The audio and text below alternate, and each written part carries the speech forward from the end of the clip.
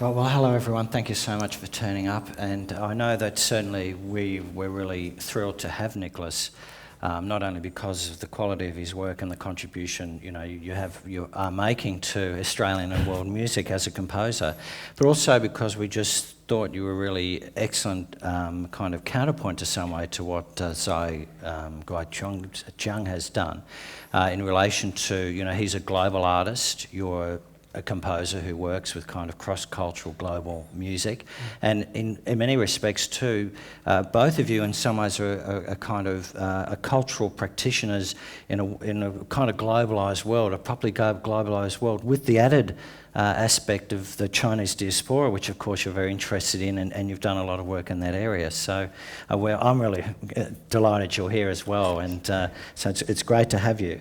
And I suppose to start off, on topic, so to speak, is to ask you about the Sound of the Earth music that you did for that opened this particular show. What were some of the themes in that performance? How did it perhaps relate to Cai's work? And what were some of the things you're trying to achieve in that? Would you be able to tell us a bit about that, Nicholas? Yeah. Well, firstly, I originally was going to compose a piece just from scratch, but it turned out that Cai didn't want that in the end. So the gallery staff decided that maybe I should stay on as a consultant to work with Cai and the artists that he wanted to invite to bring in from overseas and locally as well. And so this piece was an interesting collaboration between, firstly on the one hand, one of Cai's friends, or a contact from his home village in China, from Fujian province. And she's an exponent of a genre of music that not many people get to hear anymore. In a way, it's almost like a dying art form in the greater scheme of things. So she brings this amazing sound world with her from China. And then on the other hand, he wanted a local sound, very Australian, William Barton, a friend of mine who plays the didgeridoo. And so that meeting between Miss Wang Xingxing and William Barton was quite spectacular. And in addition to the duo, we also had around 30 voices from the Burley Voices, a kids choir directed by Julie Christensen, amazing choral director. And so altogether we had this amazing opening through sound, looking at how these artists from different sound worlds could work together, which really is the theme of Cai's exhibition. He looks at globalization, at nature, at spirituality. So we have all those things in that collaboration together. Yeah, and I mean, that's what struck me, like you had thank you, yeah, that's great. And there was, of course, the didgeridoo as against the erhu, and they're very different sounding instruments. How did you sort of compose it? Because it was interesting, you used the word spectacular, like the way they work together, which, obviously was very effective. But how did you go about that? Because it's very... one could easily put those two musical traditions together, and they'd be very discordant or cacophonous. But yeah. They seem to work together so well. Yeah. Well, that's why we had the rehearsals, and rehearsals time, a good opportunity to sort things like that out, tuning and whether or not the timbres actually work together. But I've already worked with the didgeridoo artist myself on my own instrument, the erhu, which is also one of Miss Wang's instruments. And so I didn't think it'd be a problem. She plays a very ancient version of my instrument. Since she comes from this repertory from southern China, it's quite fossilized in a way, and so it's a very ancient erhu that she plays. Mine's the modern classical version. Oh, I see. Yeah, but I knew it'd work anyway. And she brought with her also, she's playing this picture, she's got her back to her, she's playing the pipa, which is a four-stringed instrument, four-stringed lute, and so it was just a matter of getting Miss Wang and William Barton together in the same room. I think it was just upstairs in this building. Fiona helped us find a room, and they just worked out. What I found really inspiring was the fact that Miss Wang spoke no English, and she had an interpreter, but they hardly used the interpreter because it was this extraordinary meeting of these two great artists who can communicate through sound and body language, which there's something very human about that, I think, not even needing an interpreter. I mean, she did speak for more practical things, but just working out the composition between the two of them, he looked at her, what she pulled out her different instruments with her assistant's help, and then she heard him play for the first time. Apparently she'd never heard a didgeridoo live. I don't think she even knew what that sound was. Because she really is from a village, in China. Not to say that she's ignorant, but, Yes. she very different world she comes from, so. So I would imagine a lot of composers, just from what you've been saying, they write the music, the musicians play the music that you write, but just what you were saying then, you give musicians a bit of scope, do you, for spontaneous, for improvisation and stuff like that? Are you, as a composer, do that commonly, or? Yes. So improvisation's a big thing in my practice. In fact, I just did a talk at Creative Industries for the young ones, the year 10s to 12s, about improvising as a composer, so giving artistic freedom to the performers, and I mean, I should say it's really not my composition, this piece, really, it's this wonderful collaboration between these two artists, and we let them, Miss Wang pulled out fragments from her repertoire that kind of would work with what William was playing, and we had to pick certain keys for him, and he had to bring in a certain pitch, because it wasn't, I mean, we're talking about two completely different tuning systems here as well. So it's quite remarkable how you fit them together, or how they can be fitted together. Yeah. So it's really, that's when you get the performer to really listen, because often when people are improvising, artists sometimes get very focused on what they do, and you stop listening. And the most important thing in music is to listen. So we really got them to listen to each other, which is great. And was he here when the performances were? Yeah, so I was present, and he had lots of ideas about the music, and he wanted kids' voices, so we invited the Burley Children's Choir to come in. So young girls and boys singing in the treble register. So it's quite high-end in a way, which worked really well with William's low register. Right, yes. And then Miss Wang, I'll play you a clip shortly with her flute, one of her flutes, which is quite high. So we have this great tessitura, very high, in the middle, mid-range, and then your low bass, which I thought was great.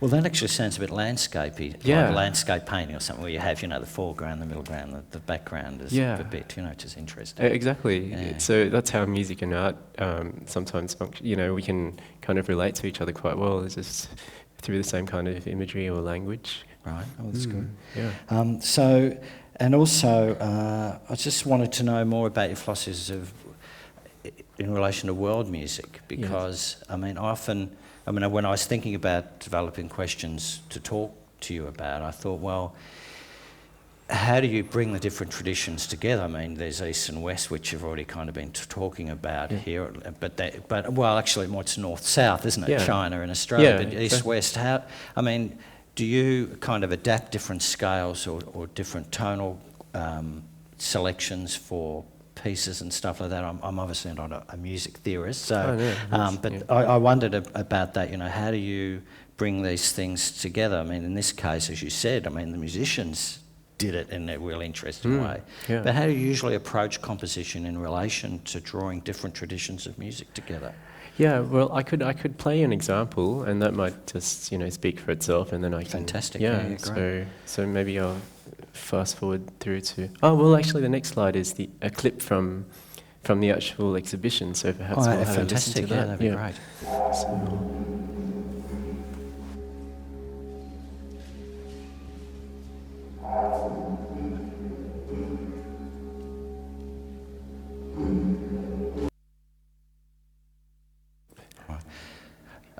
That's quite sparse. Sorry. I shouldn't speak. No, you're right. Yeah.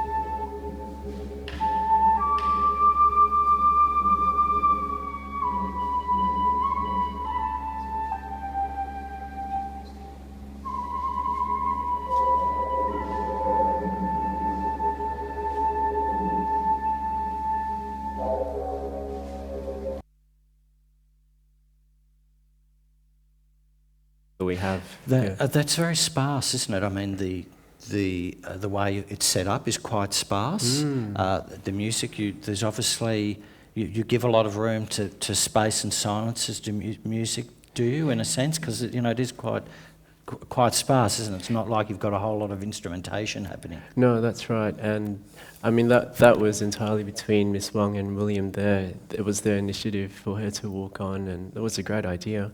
And the kids there, the children's choir, they're not singing just yet. They come in the third section of the piece. Okay. And then they sing a piece to the Earth Mother, which is actually a native North American tune, but so I wanted something of that flavour, but we couldn't find anything Australian, so they had to settle for that piece to the Earth Mother. And so there is that sparseness, which I find beauty in music, because too often we have music which is so full on, and especially in popular music these days. Not to say that popular music's bad, but there's not much room to think or to breathe. I see you mean. Yeah. So they are very reflective. It's very reflective pieces, aren't they? Yes. Yeah. And sorry, but I was then taking away from my question is, how do you put those different traditions together? So, sorry, Nicholas, if I can return you to that point. Yeah. So I do have a couple of pictures. We might go back to that later if you want. Sure. So, these two pictures maybe on how, regarding, putting instruments not normally together in ensemble. So this, for instance, is a piece that we commissioned in 2010 for the China festival that we ran in South Bank called Encounters. And from that we have this book, which is on sale if you're interested. This is the final piece of the whole festival, and we commissioned 18 Australian composers to write a piece of music based on a section of the Harvest of Endurance scroll from the National Museum in Canberra. And this Harvest of Endurance scroll depicts Chinese migration to Australia from the early days, from the late or early 1800s until 1988, which is when they actually commissioned the scroll, the bicentenary. And so then we had lots of interesting music infusing, Chinese instruments with Western. And so this particular piece is an improvisation again. So I'm improvising on a well-known Chinese tune, Mo Li Hua, Jasmine Flower. And then we have Vanessa Tomlinson, head of percussion at the Con, instructing the singers and the instrumentalists to play little rice bowls with mallets. So that's one example of how we bring different worlds together. Apart from that, you have the dots on the page, you have to play these notes at a certain time. There's a composition for Chinese flute and cello and a few of the other instruments, so very serious classical stuff. Yeah, but if you're looking at that particular example as you're explaining, the Chinese relationship to Western culture, I suppose for want of a better term, Western culture, that means a lot of things these days. But they're both traditions or musical forms that are changing all the time, aren't they? Yeah, so exactly. You must be very aware of the different movements and that have occurred in Chinese and Western music. So do you almost look at them like, I suppose, many even DJs and that might look at different traditions in music and go, well, I think I'm going to select that particular source and that particular source and bring them together. Is that the way you work, or do you look to tradition, for instance, someone who looks more to very traditional kind of music and then works with those within contemporary contexts and stuff? Nicholas, can you explain a little bit about how you actually go about, putting these things together? Well, it depends a lot on the project. Sometimes it's a completely traditional project, and so, for instance, I was playing in a show called China, which sort of still is on tour. It's with William Yang, an Australian photographer, Chinese background, and so he talks about tradition and change, but he just wants traditional Chinese music in his piece. So that's only Chinese, with one contemporary type composition, a little bit modern, just to add a bit of flavour to the show. Other times I'm looking at different genres. I spend a lot of time studying sacred music in China and in Australia as well. And so I'm looking a lot at church music or temple music. And I'm looking at how these traditions change over time as well with migration. So in religious communities in Australia that are ethno-specific, so just all Chinese, but born in Australia or maybe just recently arrived, you have this amazing mix of music, which is traditional on the one hand, but then they have new compositions in English.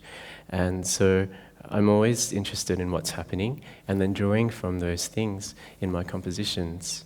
So I'd say, and mentioning religion and maybe the spiritual, I suppose that's a universal Yes. thing, isn't it? I mean, you're working with cross-culture, but just what you're selecting indicates, to at least in that area, like temple music and church music and stuff like that. I mean, that religion is a universal human experience, isn't it? And you obviously have, but you've obviously looked closely at that relationship between music and spirituality, or music and religion. Can you maybe tell me a bit about what you've learned from that, or how you've used that in some of your work?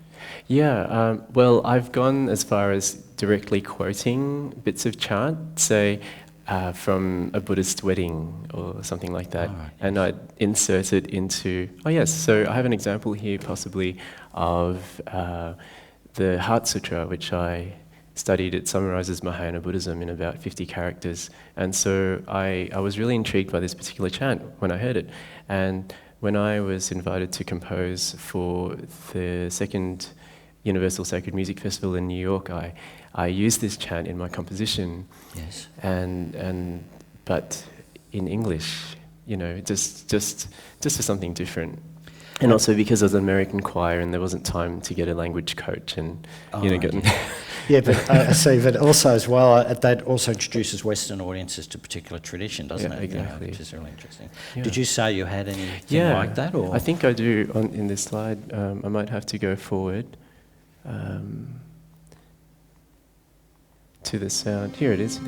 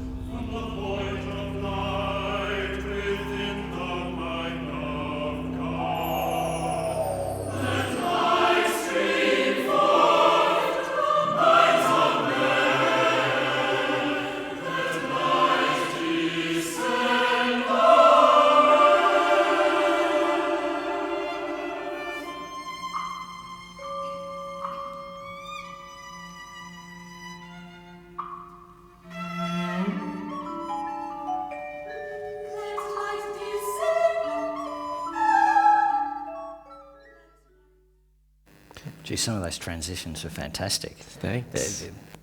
And that really struck me, because when it first started, I was thinking, gee, how does that sort of Buddhist chant, how does that compare to a Gregorian chant or something? But then as it went on, you then into kind of Western religious style of music, weren't you, and stuff like that. You started having chorus singing and stuff like that. Yeah, that's right. And actually, we haven't even got to the chant bit. The chant bit in this clip, but no, that's exactly what you just said. Yeah, that's right. And it's incredibly complex as well, because I started hearing all these, what I thought I could recognise various traditions happening, yet they work together in a very cohesive way. It was interesting. Yeah, and this was an amazing experience for me. I mentioned working with a didgeridoo artist earlier, and this was it. This was in 2006 when I made contact with Ash Dargan. I don't have a photo of Ash here, but he happened to live in America at the time, in Colorado, and he had a didgeridoo making business, and he made didgeridoos from jasper, Colorado jasper, and he said he'd fly in for the show because he was so interested in the whole thing, and also because he's part Chinese, so he's a Larrakia man from the northern part of Australia, adopted into a white family, but has a Chinese grandmother, and he wanted to honour both bloodlines. Oh, yes. And so because this was a project involving, Chinese spirituality and so he thought he could bring in something indigenous, and you might have heard a very low subtone. That was him playing his didgeridoo. Oh, was, yeah, I thought, was that a didgeridoo? Yeah. I wasn't brave enough to no, say it. Yeah. That's right, yeah, you might have heard it. But that's fascinating too, because the didgeridoo performer, as you explained, himself has a lot of different cultures and traditions in his own heritage, and your music's kind of reflecting that. And there's more and more people in the world now that have mixed heritage, for want Mixed of a better word, heritage, but heritage from different. And so I think your music in that way is very much of the time in that sense, articulating that kind of experience. Have you thought about that? Because you say that world music brings people together. Yeah. What did you mean by that? Yeah, bringing people together through music. Well, the way I think is, there is already so many divisions in the world. Things divide us, and we judge without knowing that we're judging. We look at someone and we make judgments. It doesn't, any sort of judgment, racial, financial, anything like that. And I think music is a really wonderful medium for forgetting all those things that divide us. And I mean, I remember my piano teacher. I had a Russian piano teacher when I was young. I started off on the piano, classical piano. And she used to say, "Oh, look, Nick, isn't music wonderful? It's a universal language that brings everyone together." And I believed her, and she was right. But then I went on to study world music and realized that actually there are so many different musical systems in the world. How can we possibly come together just like that through music? There needs to be, a composer involved or someone to. So really, in that sense, it's not really a universal language, but it is something that we can use if we take the time to understand another musical culture and study it. It really can help us find ways to bring us together in the creation of something new sound, a new sound world.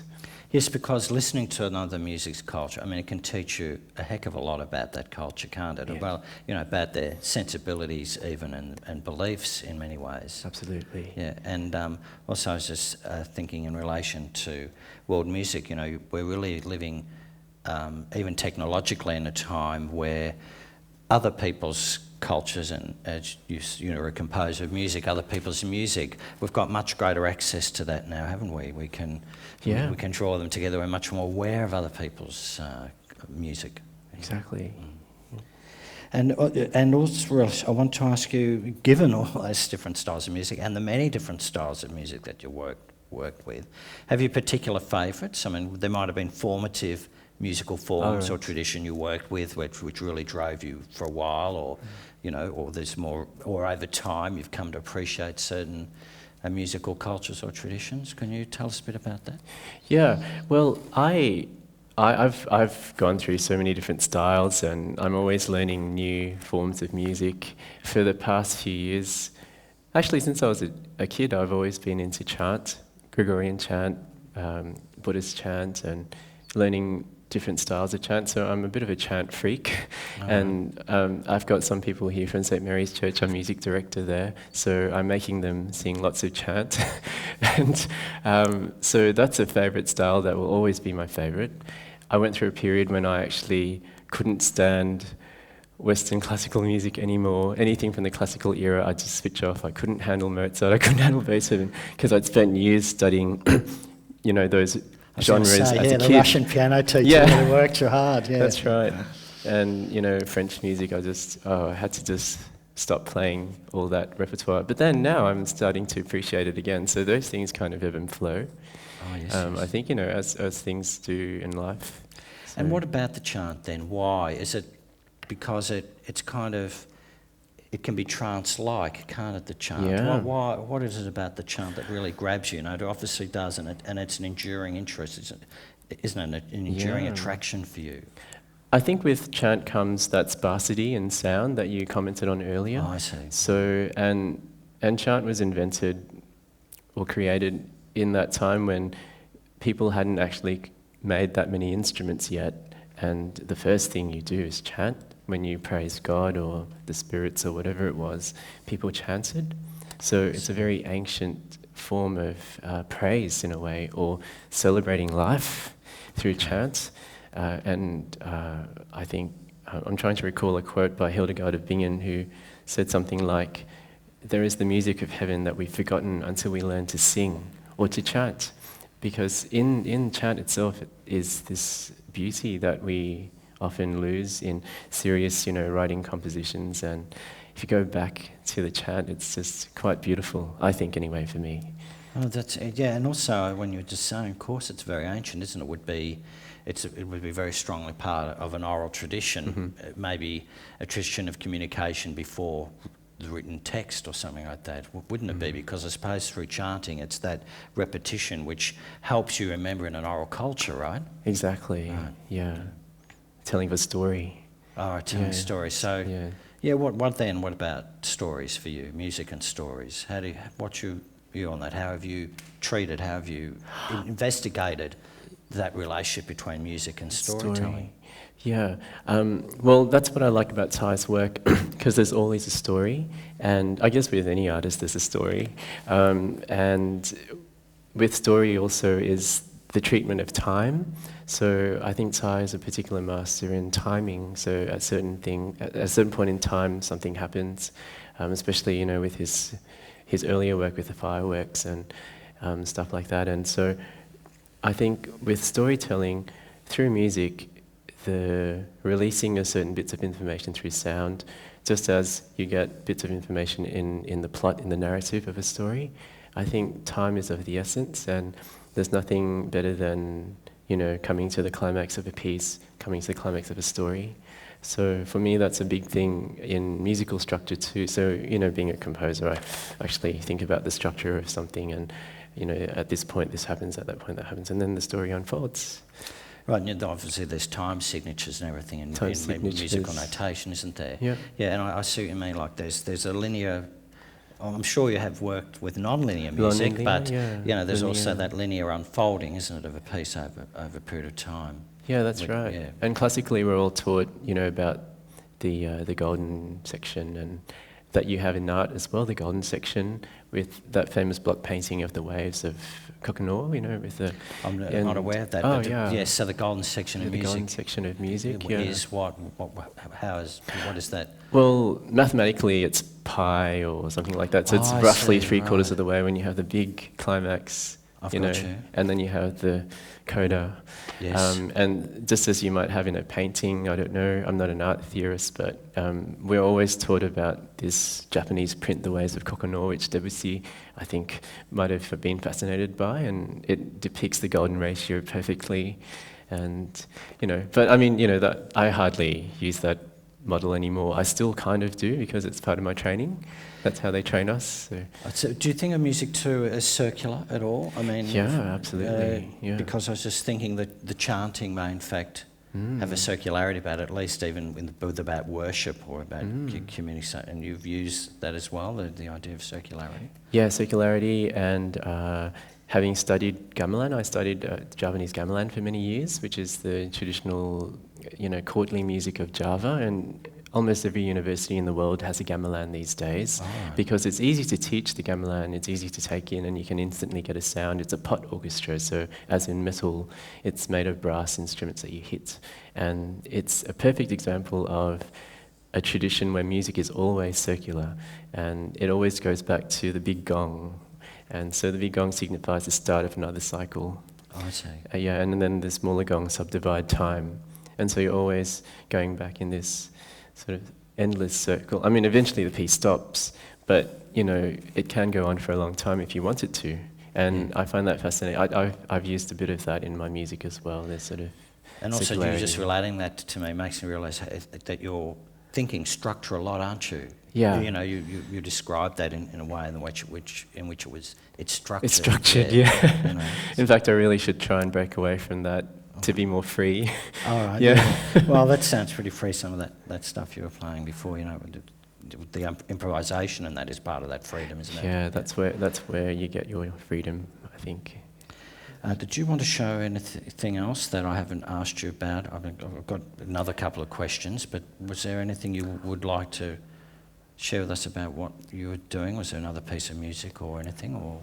I'm happy to go with your questions. Well, then I was going to ask you about composers. You've talked about style of music, chanting. What about, there have been certain composers that have really influenced you in time when you've been working? Yes. Well, I was trained by Ross Edwards and Anne Boyd at Sydney Uni, and they're both students of Peter Sculthorpe.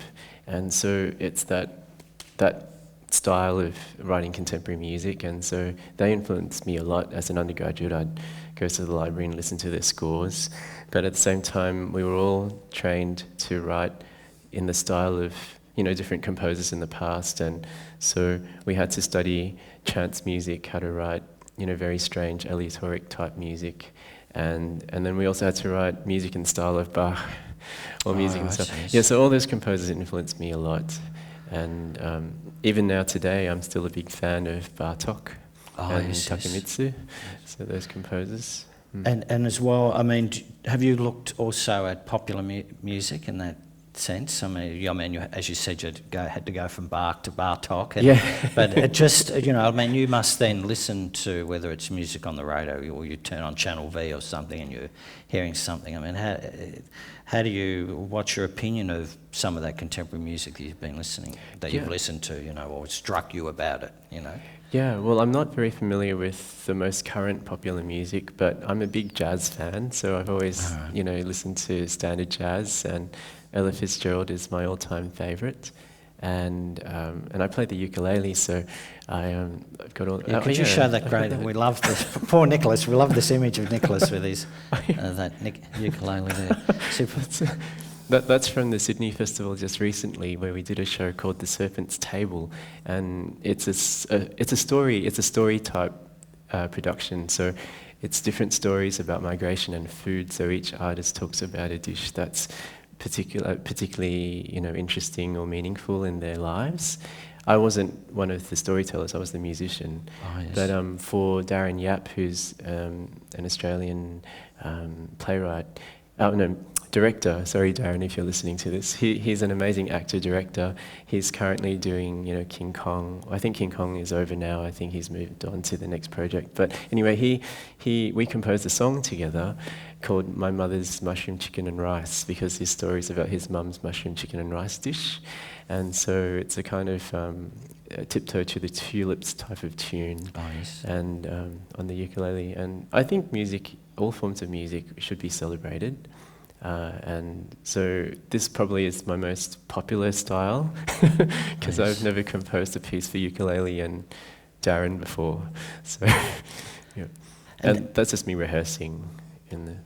And I mean, again, you talked there again, you talked a bit about being Chinese or something to do with Chinese heritage. Did you speak to Cai about that? Because, I mean, that's one of been the great phenomenon, hasn't it, in the globalised period, is the great Chinese diaspora. Oh, yes, It's really been amazing, in changing the world in many ways. So you obviously do think a lot about that. I'd like your opinion, and I was just wondering as well, secondly, whether you'd spoken to Cai about it and whether you'd kind of have similar experiences, because you're you would be going around the globe quite a lot yourself, wouldn't you, as well? I know that Cai does. Yeah, that's right. I mean, Cai's a lot more big time than me, and he works in New York full time. And but we did have a conversation about that. I think we had lunch. Fiona was there, and had the privilege of sitting right next to him. And Cai actually comes from my ancestral area or town, oh, really? Which is really amazing. And so does Miss Bong. So this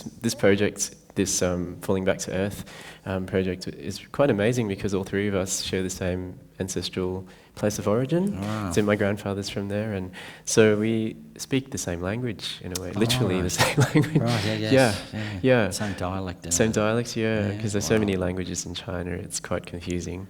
So it's nice to find, it's kind of like finding someone who speaks Gaelic if you're of Irish background and still speak it. Yeah, it's a bit like that. Yeah. So, so talking about the Chinese diaspora then. Yes. Yeah. I mean, you were obviously born here, or? Sydney, but Brisbane. I live in Brisbane now, and all right. Yeah. But your parents, were they born here? Or? No, my parents are born in Singapore. My grandfather's from China, and my grandmother's from Surabaya, from Indonesia, actually. All right. Yeah. So, but there's this interest that I have, which is why I got this book happening, I guess. Well, partly because the director asked me to publish it, but it's all about the diaspora, mainly the Australian Chinese diaspora, but it's something that really interests me musically and culturally. And I think Encounter's a really great title, because really, I suppose, for all of us in this world now, we always are having new encounters, aren't we, with different cultures and different cultures, stuff like that all the time. Yeah. Yeah, that's right. And now, what about Cai's work? I mean, is there... you've obviously had a look at the show. The favourite pieces you have by him, or that you particularly like? Yeah, I mean, well, this current exhibition is probably my all-time favourite, and I really love animals, and so, you know, the feature with the lake and the animals around it, that's quite wonderful, and the wolves as well. And the way it just integrates so many elements, nature, globalization, and it's just so spiritual. I didn't actually know about Cai. Well, I didn't know it was him who was involved in the Olympics, you know, with the, yes, that's right. But I thought that was amazing. Yeah, and then when I found out it was Cai, then, you know, I kind of got a little bit interested, and then it's just amazing that he actually came to Brisbane and did this project. Yeah, and so I was interested you should say nature, because it's, you know, dealing with nature is a universal. Yeah. But the same thing with you doing religion in a way. You know, you recognise he's dealing with the universal. Your interest in chanting or religion, that is also kind of universal. So just, you know, I mean, that's what I'm trying to get across is, even though, you know, you're working always with cross-cultural encounters and how that can change music, or it can set up certain structures in music when they get together. Yeah. You are also interested in that universal aspect, aren't you, as you've spoken about people learning about other cultures, and that learning is a shared human experience as well. But you've also talked about healing, I believe, that you see music as a kind of healing kind of thing. Can you explain a little bit? We might maybe finish on that note, if you can talk a bit about how you see music as being a healing thing. Yeah, so, I mean, I'm not a real theorist on this at all, but we can't deny the fact that music is good for you, and, you know, there are studies that I haven't done myself, but people research this, and, you know, singing in a choir, you know, it gets certain things happening in your brain and chemicals flowing, and it actually can improve your quality of life, and playing a musical instrument, great for relaxation. So there's no doubt that there's a healing aspect to music, performing it or listening to it. And I nearly got involved in a project before I actually went to do my doctorate, or maybe when I finished, someone invited me to be their assistant in a project where they were going to Nepal to study the health benefits of singing in a village, which I thought was amazing. But I didn't actually get involved, but I wish I did, because it would have taught me so much about, just scientifically, I guess, what can happen with you're right, singing. And when you're speaking about it, and you mentioned choirs and that's a very collective thing to do, isn't it? As well, you know, people are social, and so singing together and working together is very important, isn't it? That's how healing, isn't it? It's a kind of social belonging and contribution. Yeah, that's right. Someone made an interesting comment once about the singing of national anthems, because people probably don't remember what the words are about anymore, but we still sing them, and it brings out some sort of nationalistic pride, or, you know, whatever it is that people feel when they sing a national anthem. Yes. And you're right. Yeah. It's a kind of shared experience, isn't it, as well? Yeah. Okay, well, Nicholas, thanks so much. I might end on that note, and then if it's all right with you, if there's any questions that anyone in the audience might have, you can field those questions for us. Absolutely. Yep. Okay. Thank you. Before we go to questions, can everybody please join me in thanking Nicholas and Mark for that really fascinating interview?